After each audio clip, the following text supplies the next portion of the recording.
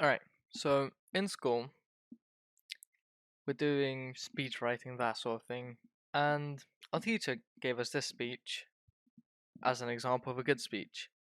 And I'd agree that in terms of like English, speech techniques, ethos, pathos, logos, it's good.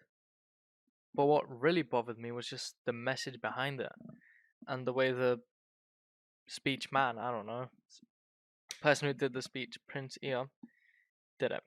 And it's disturbing how many views it got. Because this is exactly the problem with what people do in terms of problems, actually. He's stating a problem and giving no way of fixing it. But there's loads of things that annoy me about this speech, so I'm just gonna go through them. Let's play. Albert Einstein once said, everybody's a genius. But if you judge a fish by its ability to climb a tree, it will live its whole life believing that it is stupid. Alright, I don't know the context of that quote, but I can safely assume it's him being humble. Albert Einstein was a very smart person.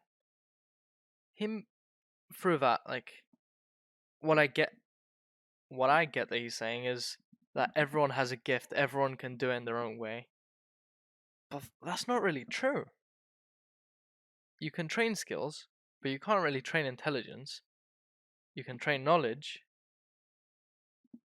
but not anyone can do what Albert Einstein did and just by themselves invent a whole new theory and science, yada yada. It's misleading, this quote. And I don't know if it's out of context, or like I said, him just trying to be humble because, as one of the smartest people in the world, maybe, probably, that doesn't add up, in my opinion at least. Let's go on. Ladies and gentlemen of the jury, today on trial we have modern day schooling. Glad you could come. Not only does he make fish climb trees, but also makes them climb down and do a 10-mile run. These metaphors. I don't know. I mean, I like what he's doing with the whole suing thing, but like, do you need to express yourself in this way? Like, so metaphorically. What do they do in school? They teach you, from what I can tell, he's not happy with how they do it. He doesn't give any way to change it for the better either, which is the main thing that bothers me. But climbs down, does a 10-mile run. Well, you might have to do runs in school, but I don't like the metaphors. For something like this, like where he's trying to talk about a serious topic, but plays off so metaphorically, I think it loses a lot of meaning. To me, at least.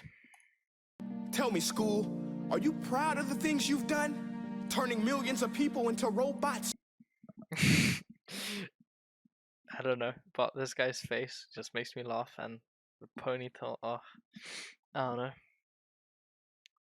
Doesn't give me school vibes, to be honest. Maybe caretaker? I don't know.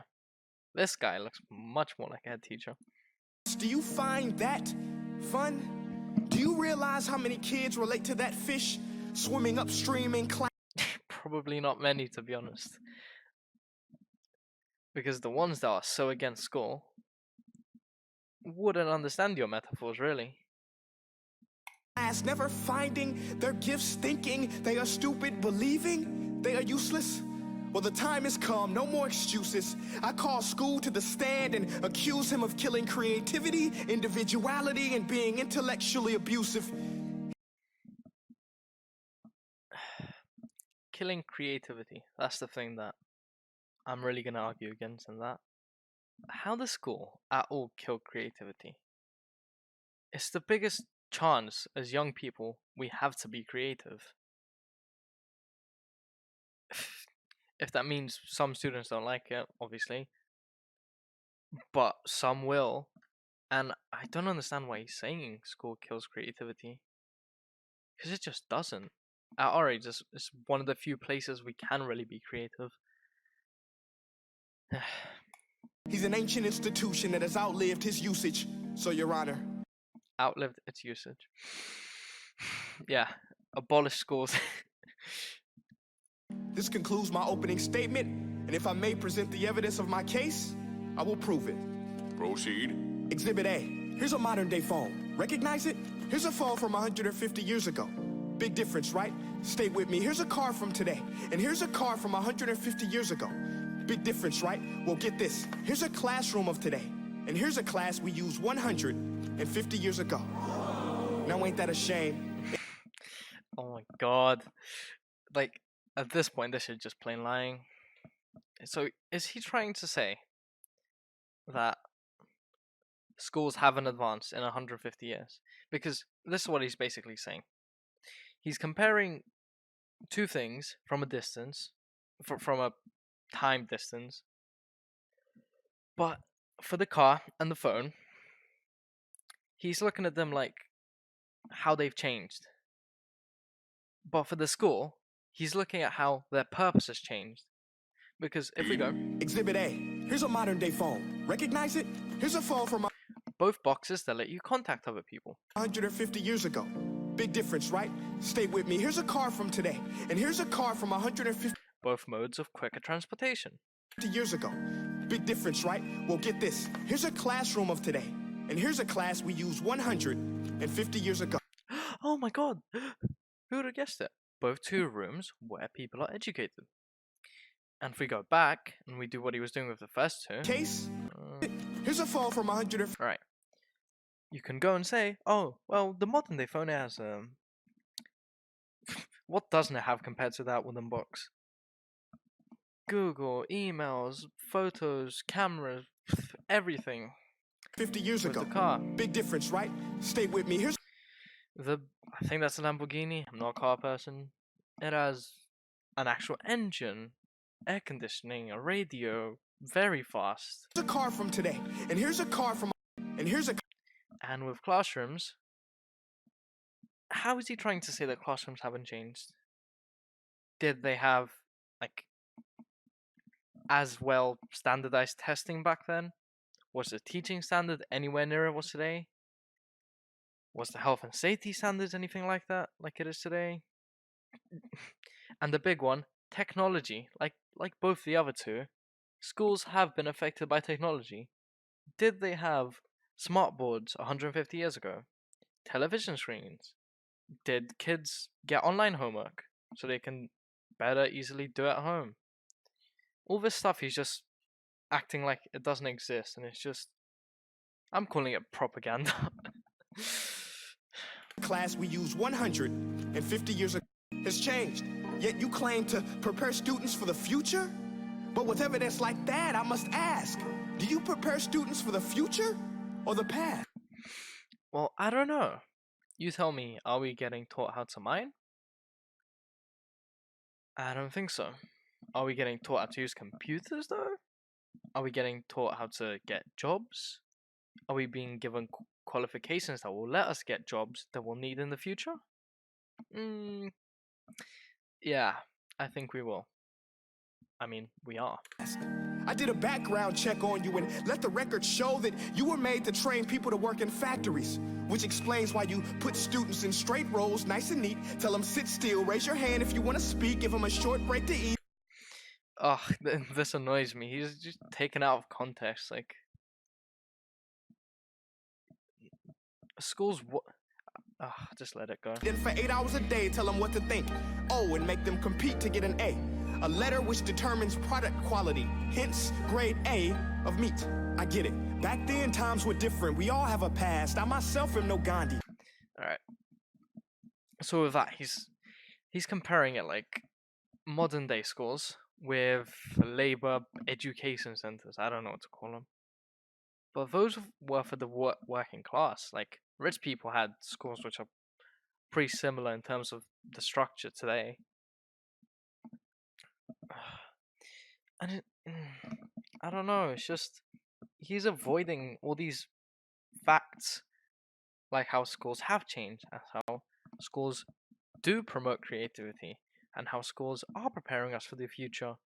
If by nothing else, just simply by letting people be in the same place together, giving us social skills, and giving us qualifications. But today, we don't need to make robot zombies. The world has progressed, and now we need people who think creatively, innovatively, critically, independently, with the ability to connect. Yeah, but the thing is, with creativity, you can't put that on a scale.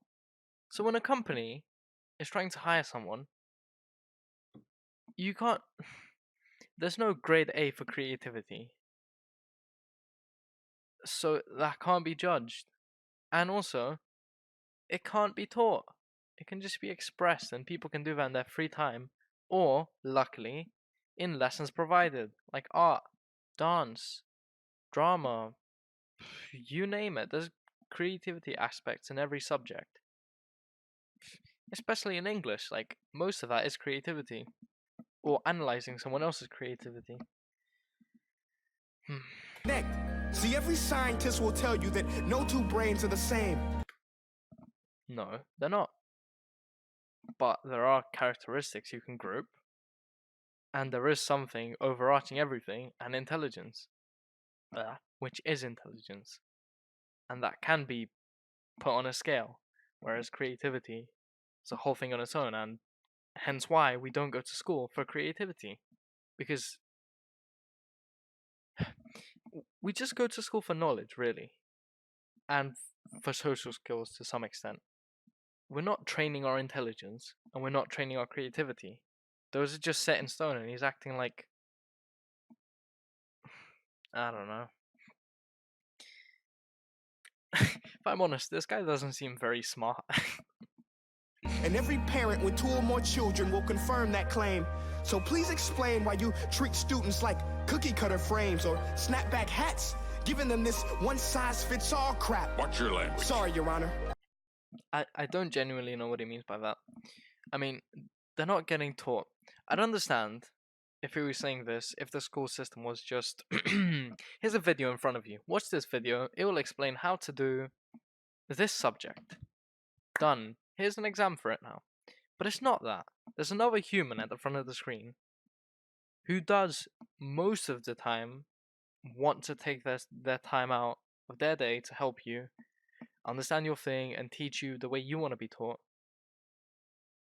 And he's just ignoring this. Where is the cookie cutter aspect of school? What, because everyone gets the same test? Or how else is it going to be fair? Society needs rankings if, like, job applications exist.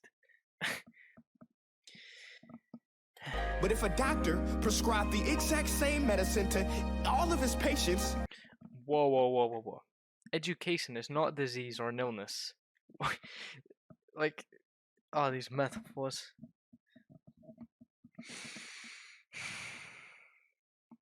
I mean, paracetamol is the closest thing we have to curing everything. The results will be tragic. So many people would get sick, yet when it Actually, they wouldn't get sick. They'd already be sick if they were going to the doctor, so... Yeah. comes to school, this is exactly what happens. This educational malpractice, where one teacher stands in front of 20 kids, each one having different strengths, different needs, different gifts, different dreams, and you teach the same thing the same way? But they don't. They genuinely don't. They'll teach the lesson, and if someone puts their hand up and they're like, I don't get it, the teacher will come, or if they're a competent teacher, and I haven't actually met a teacher who wouldn't do this in my coming up to 11 years of education. They'll come up to you and they'll say, alright, let me show you how to do it. Simple. And if they're busy, stay at the end. If you really care about your education and you want to know something, saying that, oh, everyone's being taught in the same way, but that way is not for me, that is not an excuse, especially with the internet. Like, if you care, you'll find a way to understand it. That's horrific. Ladies and gentlemen, the defendant should not be acquitted. This may be one of the worst criminal offenses ever to be committed. And let's mention the way you treat your I like that rhyme. employees. Objection. Overruled. I want to hear this. It's a shame. I mean, teachers have the most important job on the planet, yet they're underpaid? Okay. The thing he's missing is, it's not difficult for an adult to teach, like secondary school kids or primary school kids, because they've already done that. So why should they be paid high jobs? Why should they be paid high wages if they're not doing a difficult job? Because your emotions say they impact so many people. They should be paid more. You know who is paid more in education? Professors. Like at university levels. Like they get paid more because they know more. They can teach things that not any old person who did their GCSEs, or I don't know what they call it in America. Yeah, so again, he's just missing the point. Like, for example, a miner will get paid not much because it doesn't take a lot of brain or a lot of skill to lift a pickaxe above your head and just hit. But for a miner supervisor that takes care of 30 people, like a teacher, actually no, not like a teacher, like a head teacher, they'll get paid much more because it's a more difficult job. You need to manage these people who, in essence, can't manage themselves. That's why they're paid less. If you do have the capacity to do more, apply for a higher job. Get a better qualification if you can. So then you won't be underpaid. And what does underpaid mean? By whose standards? The people saying they're underpaid, that's their opinion. To someone, that money is more than they'll ever earn. Well, that's few people, but still. It's all opinion, and opinion doesn't have much space in education, really. No wonder so many students are short-changed. Let's be honest. What? So many students are shortchanged. What does that even mean?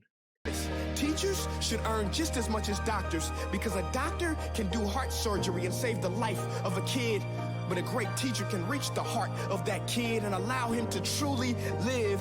See, yeah, but the thing is, the doctor has to be intelligent. The doctor is risking a lot performing heart surgery, which may save a person's life, but like a teacher can impact a person's life, but not as dramatically as people act like it does. They're not nowhere near as much as your parents, because you'll go through so many teachers in your life that it's not going to matter. I mean, sure, it'll make it slightly better. They may encourage you to do something, give you some advice that will help you, but it's not going to completely change your life like a heart surgery will. Hence why they're paid less. A lot less. Less risk, less intelligence required. That's how life works. teachers are heroes that often get blamed, but they're not the problem. They work in a system without many options or rights. Curriculums are created by policymakers, most of which have never taught a day. I mean, they're not. They're genuinely not. Like, I don't know how it is in America, but here in the UK, it's made by the Education Ministry, I think.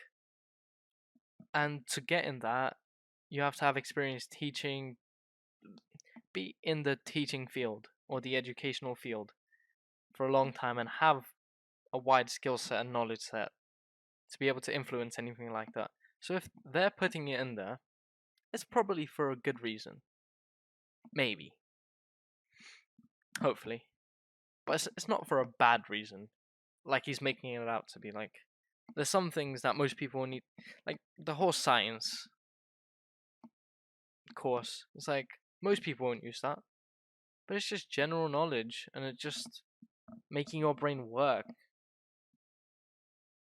And they act like it's such a bad thing, and it's just people in general, including the speaker. But it's just a chance to do something when you're young and learn something that might give you a talking point as a bare minimum. Day in their life, just obsessed with standardized tests. They think bubbling in a multiple choice question will determine success. That's outlandish. In fact, these tests are too crude to be used and should be abandoned, but don't take my word for it. Take Frederick J. Kelly, the man who invented standardized testing, who said, and I quote, "These tests are too crude to be used and should be Okay, the problem is, went a bit too far. Okay, his name is Frederick J. Kelly, and it's not in Latin, it's not in Greek or something, and you're trying to tell me he invented standardized testing. Tests have been around for a long time, in some shape or form.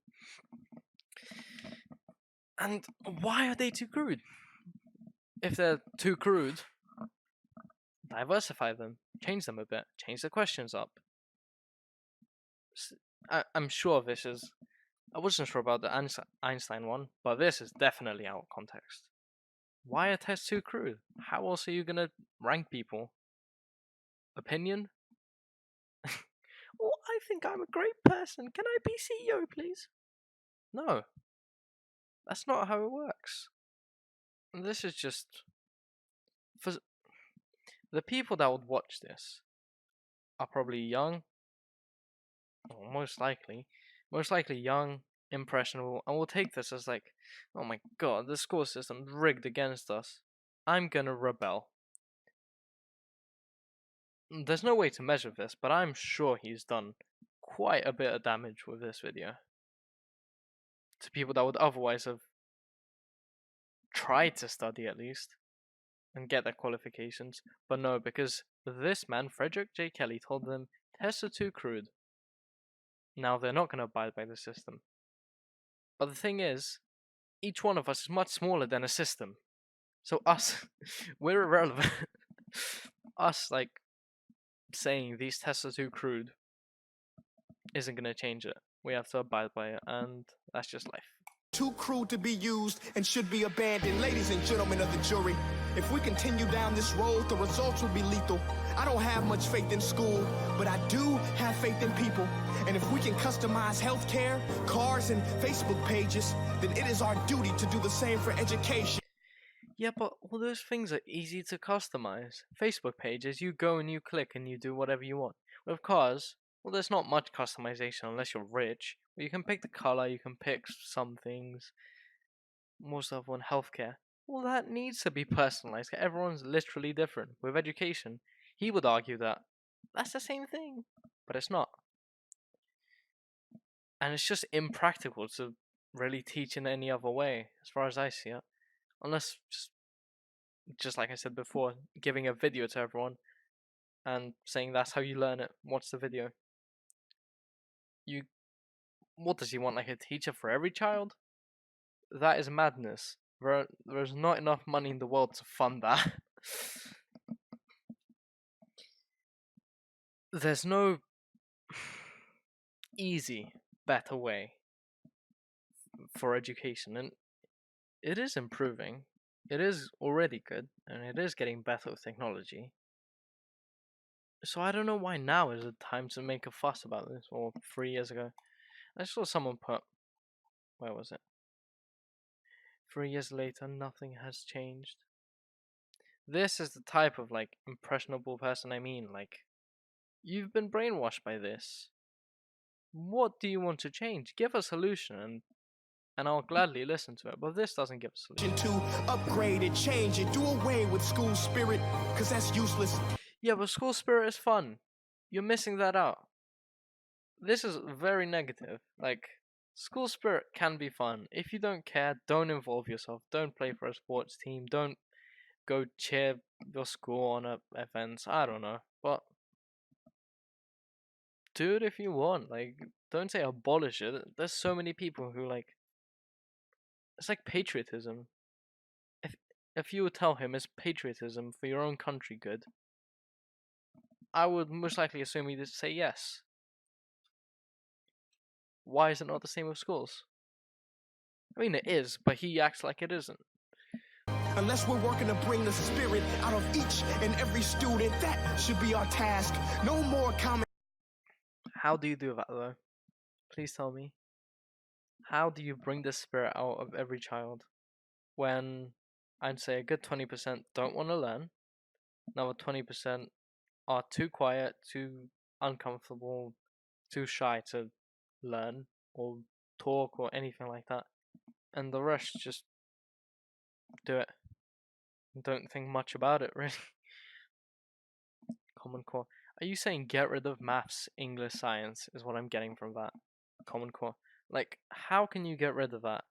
Those are like, well, maths and maths and English. They're like the principles to like logical thinking and communication, as far as I see it. And everyone needs it, and that's why everyone does it. Things are done for a reason. Jesus.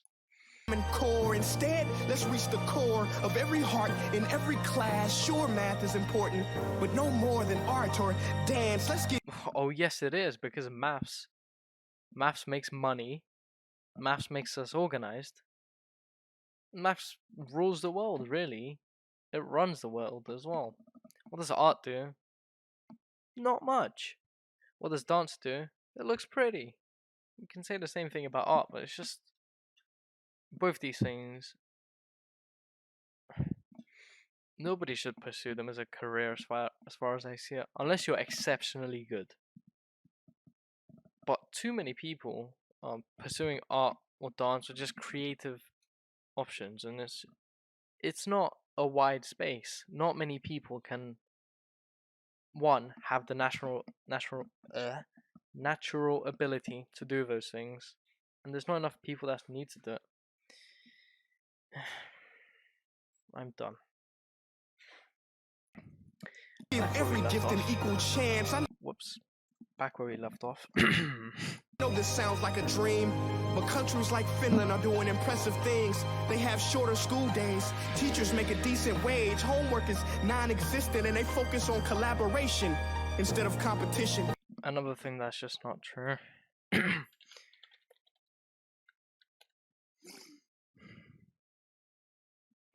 Fully subsidized meal, full-time students. Yeah, he says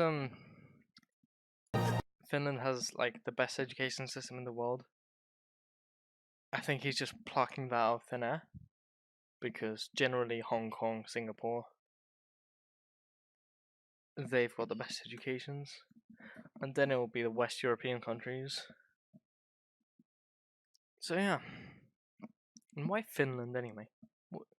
Finland isn't exactly revolutionary. It was a communist country. They're not going to be forefront of anything, really. But here's the kicker, boys and girls. Their educational system outperforms every other country in the world. Not true. Other places like Singapore are succeeding rapidly. Schools like Montessori. Yeah, but Singapore is like the thing where people say like, oh, Singapore, Hong Kong, Japan. Well, not Japan. Like Hong Kong, Singapore, the microstates, right? Oh, they have the best education. That's because all the rich people go there, and rich people are generally smarter because they got rich by being smart, just on average. So obviously the like grades and the schooling, no matter what, is going to be better. Programs like Khan Academy, there is no single solution. But let's get moving, because while students may be 20% of our population, they are 100% of our future. So let's attend to their dreams, and there's no telling what we can achieve. This is a world in which I believe, a world where fish are no longer forced to climb trees. I'll rest my case. I like his last speech where he said that 20% of our population, 100% of our true. So let's not disillusion them and cause them to fail. I don't know what this guy thinks goes on in the world, but it's just like propaganda, his whole speech. It's not the truth. He gets a lot of things wrong, and he seems like he doesn't understand the world at all. Or education, like, did he go for education? Is he just dumb? Is he one of those people that, which everyone should know, some of those, who just rebel? He rebelled against education and being a loudmouth. Speeches! This got 17 million views. And the like dislike ratio is just, 1 million brainwashed people. This annoys me. It annoys me because it's just disinformation. Like, this is all this is. And it's just trying to say that there's a problem where there isn't, when there is genuine problems in society. But, like, he's just irrelevant, so am I. Individual people can't change much. So, you just have to adapt to what it is. Even if you don't like your school system, you have to do it. The last thing you want to do is drop out of the system, have no qualifications, and compete with people who do. No matter if you're smart, like, you're not going to get a second glance. Well, if you were smart, you wouldn't go down that path, really. Because there's just no reason to. I rest my case now. What's that? Rest of 40 seconds? Okay. So much for watching my video, but now I want to know what you think. How can we together create a more efficient, effective, and just better future of learning? I want you to visit nestday.com/preorder the future and share your thoughts and ideas on the topic. Peace. Huh? Okay, so he has no idea how to change it. He realized that, so he made a website, and he's like, hey, I want to know your ideas. I'm totally not, like, trying to find ideas. I'm just curious, you know? Yeah. And that looks deceivingly a lot like Nestle. Nestle.com. They're the third most substantial company in the world.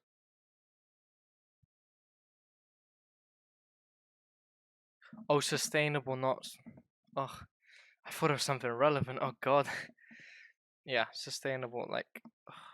Yeah, you may be the third most sustainable company, but, like, how many employees do you have? Because I can guarantee it. You mean nothing. Corporate info news. What do they do? Who are we? Creating every place. Time tap. We are driven by a strong.